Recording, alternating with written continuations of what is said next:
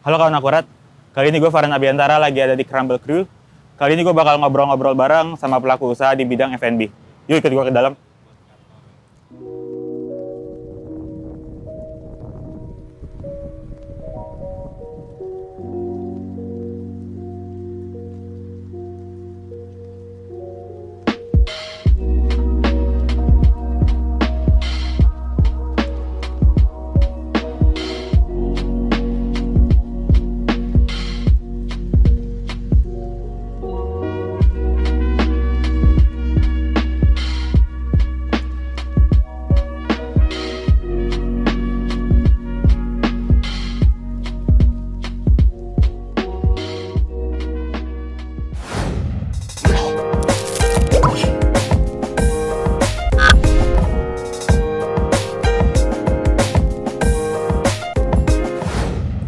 Halo kawan akurat, kali ini gue Farhan Abiantara bakal nemenin kalian semua dalam segmen Success Story.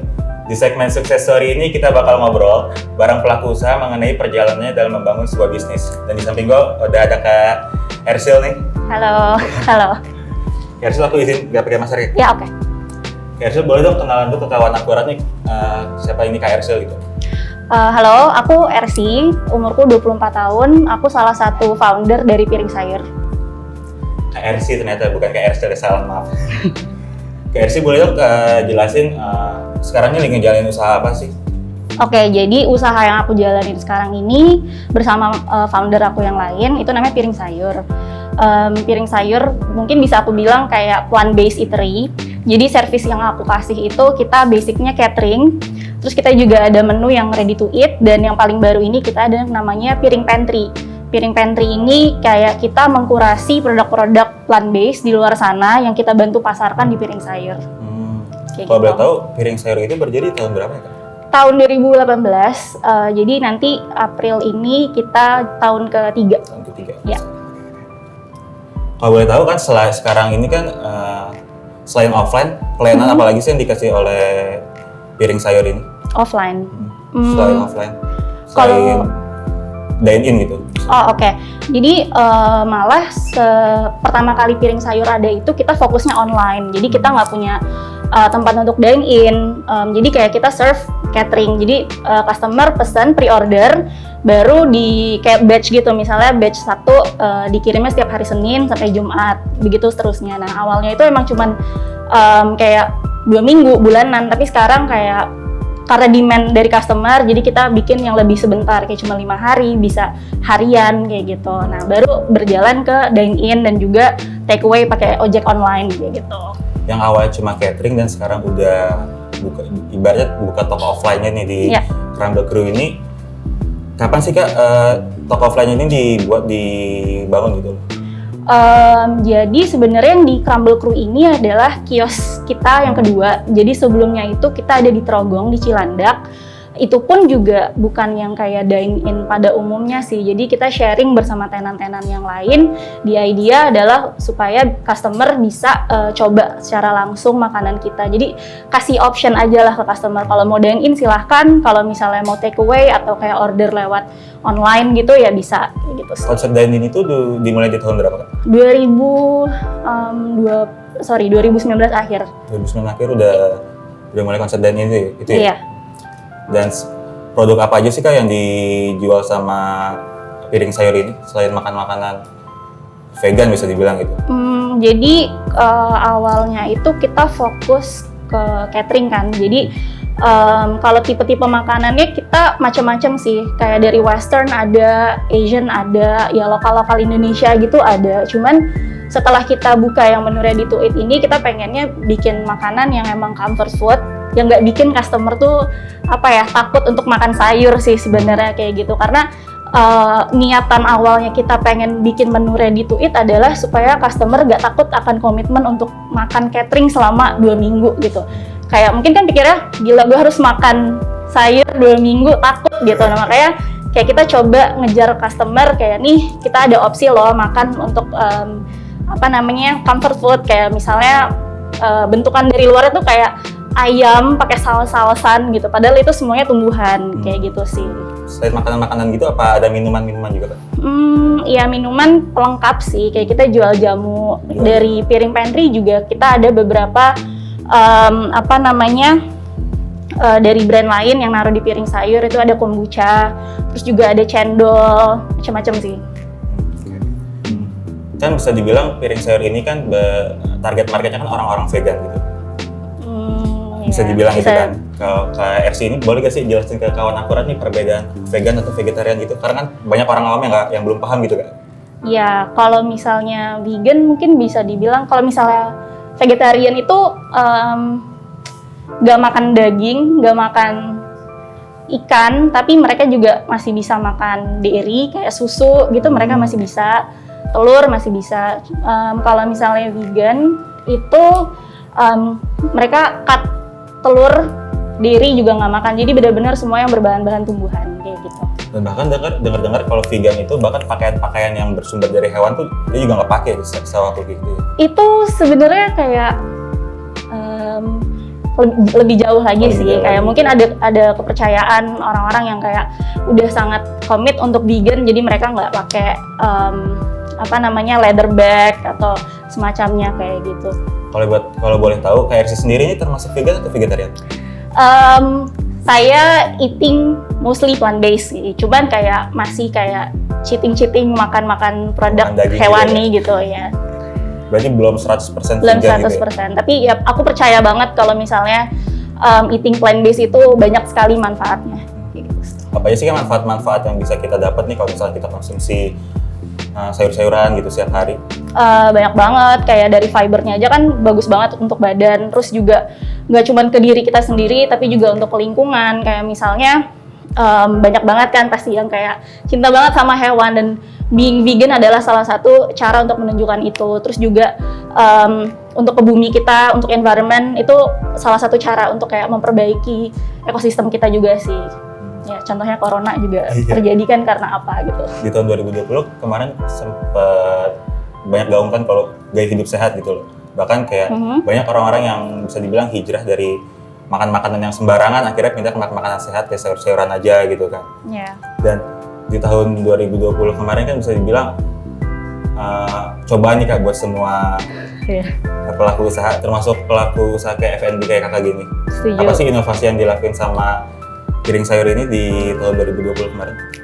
Kalau misalnya dibilang inovasi, sebenarnya apapun keadaannya di bisnis F&B itu nggak bisa kayak nunggu 3 bulan lagi gue harus ngapain, setahun lagi harus ngapain. Kayak misalnya pandemi terjadi hari ini, kita nggak bisa kayak oke, kita bikin actionnya 3 bulan lagi, kayak bisa jadi 3 bulan lagi pandemi udah selesai gitu kan. Jadi yang kita lakukan adalah kita ngelihat ya customer keadaannya sekarang gimana. Waktu itu kebetulan ya orang-orang pada diem di rumah, jadi kita bikin gimana caranya tanpa customer harus pergi keluar rumah, mereka tetap bisa beli makanan kita gitu, bisa enjoy piring sayur di rumah. Makanya waktu itu kita bikin makanan-makanan frozen yang bisa diolah di rumah masing-masing, kayak gitu-gitu sih. Selalu kayak kalau misalnya coba terus aja sih, kalau misalnya minggu ini kita coba ini nggak berhasil, ya harus ada ide B, C, D, E selanjutnya gitu sih. Kan basicnya dari awal kan emang buka catering, makanan-makanan sehat gitu. Dan di masa kemarin pandemi ini berarti nggak harus ada adaptasi lagi kan, karena kan emang udah basicnya ya kita yang nganterin makanan ke rumah gitu, bukan orang yang datangin kita gitu. Betul sih, cuman tetap ada kayak perubahan behavior dari customer yang tadinya kayak 80%, 70% customer kita orang-orang yang kerja di kantor yang kayak nggak punya waktu untuk masak di rumah. Semenjak pandemi orang punya banyak waktu masak di rumah, jadi kayak catering pun juga sempat turun. Cuman ya gimana caranya kita kayak come up with something yang emang bisa suit sama behavior customer aja sih. Oke, balik lagi ngomongin piring sayur nih. Apa sih alasan Kak Emil nih? KRC, maaf. Alasan KRC untuk buka piring sayur ini? Oke, jadi aku sama jadi founder yang satunya lagi itu gimana ya? Jadi piring sayur itu ide awalnya itu dari salah satu founder kita yang nonton dokumenter film di Netflix namanya What the Health. Jadi di situ kayak ditunjukin lah bahwa kayak memakan makanan dari bahan-bahan tumbuhan itu bisa membantu kita dalam banyak hal, bisa menjadi obat untuk badan kita sendiri. Kayak sebenarnya kalau misalnya kita makannya bener, kayak ya bisa jadi nggak akan ada tuh penyakit nggak penting yang itu tuh datang dari kita makan hewan-hewanan kayak gitu sih. Dan kayak di situ juga ditunjukin kayak dengan makan makanan plant based gitu, bisa ngebantu nggak cuma untuk diri kita sendiri tapi untuk lingkungan kayak gitu-gitu sih. Nah dari situ lah kepikiran kayak ada risetnya juga kayak kalau misalnya kita makan plant based selama 2 minggu, ada banyak loh perubahan yang bisa kita dapetin. Nah makanya kita decide untuk bikin catering. Jadi kayak setelah 2 minggu customer kita konsumsi plant based dari piring sayur, ya bisalah dirasakan manfaat-manfaatnya kayak gitu. Cuman balik lagi kayak kenapa kita ada menu ready to eat, karena kita ngelihat juga adaptasi sama customer. Kayak nggak semua customer bisa komit untuk ikut catering gitu. Berarti bisa dibilang tuh awalnya karena keresahan Kak Ersi sendiri ya setelah nonton film dokumentasi tentang lingkungan itu. Iya, partner aku sih.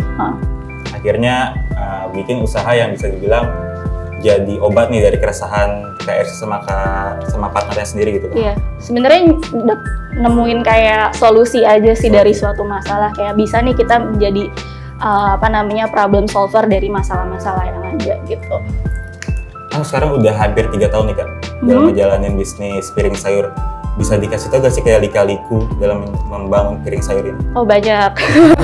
Kayak bakal panjang nih ceritanya. Kayak internal, eksternal itu ada. Kayak internal, piring sayur adalah bisnis pertama kita yang benar-benar kita lakuin setelah kita lulus kuliah. Jadi ternyata nggak semudah itu komunikasi dengan tim, dengan staff gitu. Terus juga nggak semudah itu mengatur flow di kitchen. Apalagi lucunya adalah saya dan founder satunya lagi tuh nggak ada background di masakan sama sekali. Tapi kayak kita tahu apa yang kita jalanin ini bermanfaat dan kayak punya bisnis itu banyak banget yang bisa kita explore. Kayak saya dan Emily itu setiap hari, seru nih ngejalanin ini. Jadi kayak kita di sini selalu punya hal baru yang bisa dieksplor. Jadi kayak walaupun ada fluktuasi yang naik turun gitu, tetap aja seru untuk dijalanin sih. Jadi emang basicnya emang suka challenge gitu ya kan? Suka explore sih, iya. Kemarin kan sempat nonton YouTube gitu, dan di YouTube tuh dibilang kalau piring sayur ini nih sebenarnya awalnya itu dari tugas kampus. Betul. Sampai akhirnya direalisasikan di sebuah bisnis. Betul. Boleh nggak ceritain ke kawan akurat nih cerita itu tuh? Iya itu tadi. Jadi sebenarnya piring sayur itu teman-teman aku yang bikin. Jadi berawal dari tugas project kelulusan, di mana 4 orang ini harus bikin bisnis project untuk lulusannya. Nah, jadilah piring sayur. Nah, idenya ya dari itu tadi, nonton Netflix segala macam. Terus setelah lulus, akhirnya ada Emily sendirian dan aku masuk di situ. Gitu. Berarti emang dari awal tuh emang udah kenal gitu sama kayak Emily. Satu kampus sih. Iya. Tapi beda jurusan gitu. Beda jurusan. Dan apa sih yang bikin Kak Emil sama Kak Ersi ini yakin gitu kalau usaha ini tuh bakal gede gitu kayak sekarang? Kalau misalnya Emily ya dari awal mungkin dia ngelihat visinya dari itu tadi, kepercayaan dia bahwa eating plant based bisa kayak solve so many problems dari kesehatan, environment, terus juga makhluk hidup yang lain, nggak cuma manusia doang gitu kan. Tapi kalau misalnya aku ngelihat kayak apapun yang aku jalanin, apalagi aku ngelihat visi aku dan Emily sama, kayak banyak banget itu tadi. Kalau udah punya bisnis sendiri, banyak banget yang bisa dieksplor. Kayak nggak cuma stuck besok harus bikin masakan apa, tapi ada komunitas, ada kolaborasi. Karena jujur aja F&B bisnis sudah saturated banget. Kalau misalnya nggak ada yang baru setiap bulannya, ya akan stuck di situ-situ aja sih. Bisa dibilang kayak produk-produk dari brand luar gitu yang dijual juga di piring sayur, mungkin itu karena ya itu kolaborasinya itu ya kan? Iya, karena kita ngelihat banyak banget potensi brand-brand plant based gitu yang bisa berkembang, dan kita cuma pengen jadi jembatan aja untuk mereka bisa memperkenalkan produknya di luar sana gitu. Selain Kak Emil sama Kak Ersi nih, siapa lagi sih kayak peran penting di balik bisa bilang pertumbuhannya atau perkembangannya piring sayur ini? Semuanya banget. Kayak piring sayur nggak akan ada kalau nggak ada orang-orang yang masak di dapur, nggak akan ada piring sayur, cateringnya ini jalan tanpa kurir-kurirnya yang setiap pagi datang. Terus juga ada manajer kita yang ngurusin semua catering dan store-nya, semuanya sih punya peran penting. Dan ngomongin masalah pemasaran nih, sekarang kan bisa dibilang kayak pemasaran tuh di era sekarang tuh kayak unik-unik gitu loh. Iya. Sedangkan kalau kita lihat piring sayur ini target marketnya termasuk kecil, yaitu orang-orang vegetarian atau vegan, atau mungkin orang-orang yang mau terjun dari makan-makan tidak sehat itu makanan sehat gitu loh. Iya. Apa sih trik pemasaran yang dilakukan sama piring sayur ini? Kalau misalnya kita sih dari dulu selalu percaya kayak plant-based food itu untuk semua orang, kayak malah kalau misalnya dibilang niche banget, kalau dipikir-pikir lagi yang jual ayam vegan nggak bisa makan gitu. Tapi kalau misalnya plant-based, orang yang makan daging setiap hari pun bisa makan. Dan kayak menurut kita sih ya gimana cara kita ngemasnya aja itu tadi supaya customer nggak takut lah untuk makan sayur. Kayak sayur enak kok, sayur tuh nggak cuma salad, nggak cuma daun gitu. Kayak kita bisa package itu bisa lebih menarik lagi. Dan sekarang kan bisnis healthy food ini juga lagi banyak nih Kak. Ya. Apa sih yang bisa dibilang kayak membedakan antara piring sayur sama brand-brand lainnya? Yang bisa dibedakan itu tadi sih ya, cara kita nge-package-nya untuk bisa kayak nunjukin kalau misalnya piring sayur itu tidak menakutkan. Makanya kita ngabisin banyak waktu banget untuk develop makanan setiap bulannya supaya customer nggak bosen sama apa yang kita serve setiap hari. Makanya catering aja menunya setiap hari nggak ada yang sama supaya customer nggak bosen gitu makan setiap hari makanan kita. Makanya customer ada yang kayak sampai 2 tahun nggak berhenti subscription catering. Kita juga bingung kayak nggak bosen ya dia makan itu. Gitu. Di langganan tetap. Iya ya bersyukur sih. Cuman ya kayak gitu sih, paling selalu develop sesuatu yang baru. Balik lagi kolaborasi. Ngomongin media sosial. Media sosial yang digunain sama piring sayurnya apa aja sih? Sebenarnya kita kayak punya Facebook sama Twitter juga, tapi sekarang masih fokus di Instagram sih. Apa yang di-share di Instagram itu apakah cuma jualan-jualan aja atau mungkin ada tips-tips gaya hidup sehat lainnya? Itu balik lagi, banyak banget yang bisa dieksplor. Bahkan kita suka sharing apa aja yang kita suka, kayak misalnya musik, terus juga kayak keseharian. Itu juga jadi salah satu tempat kita untuk bisa connect sama customer. Kalau misalnya customer ngepost makanan kita tuh, kita kayak nanya, enak gak sih? Beneran enak gak sih? Gitu. Terus kayak kita tanya feedbacknya gimana. Nah itu kan juga bisa jadi input piring sayur untuk selanjutnya. Dan dalam menjalankan bisnis ini kan udah 3 tahun nih Kak.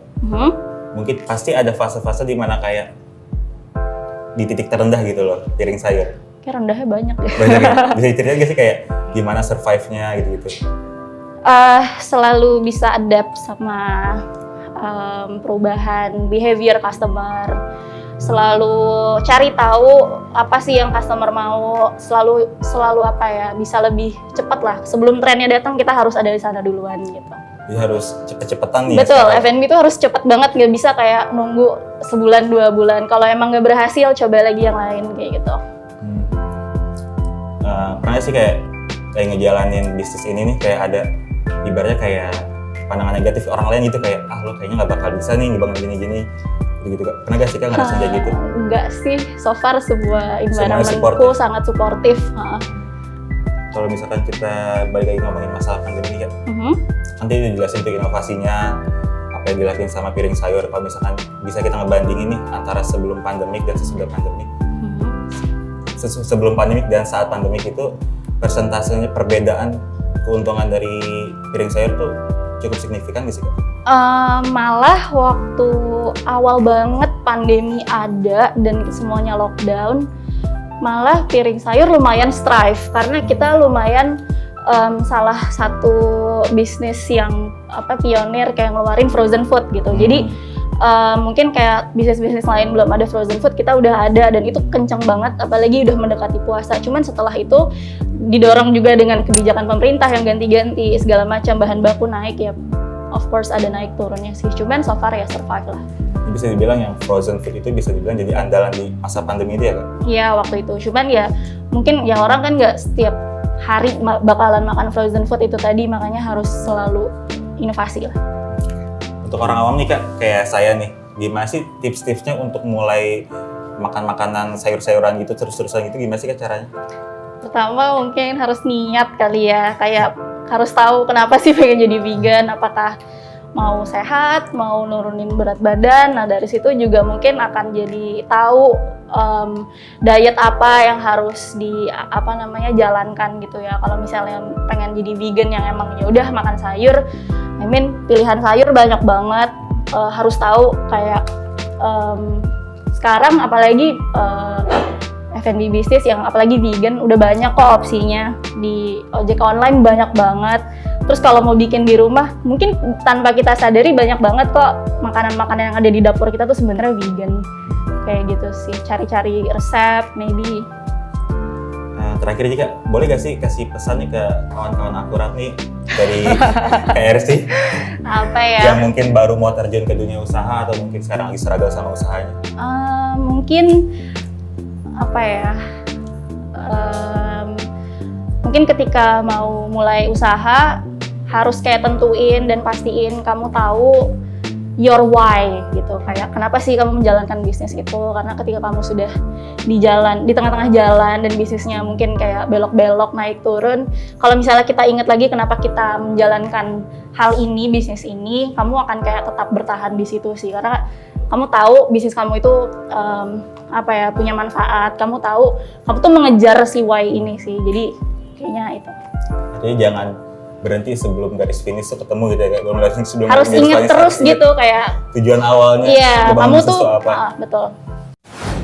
Buat kawan-kawan akurat nih Kak, kalau misalkan mau cobain piring sayur nih, kita harus datang kemana sih Kak? Jadi piring sayur ini untuk sekarang ada di Trogong Cilandak. Kalau misalnya mau GrabFood atau GoFood di sana juga bisa, tapi di sini juga ada yang di Crumble Crew SCBD. Kita ada bisa GrabFood, bisa dine-in, bisa takeaway juga.